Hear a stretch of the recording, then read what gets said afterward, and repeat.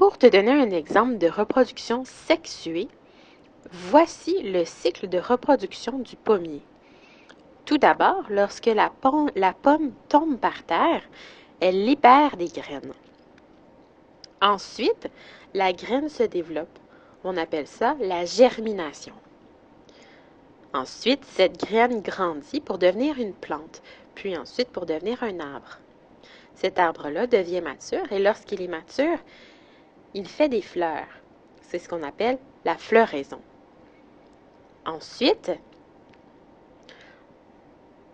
on passe à la pollinisation.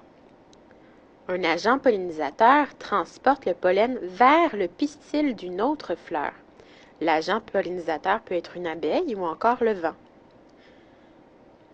Ensuite, lorsque le pollen se rend sur un pistil, il rencontre l'ovule, ce qui forme une fleur, ce qui forme un fruit, ce qu'on appelle la fécondation.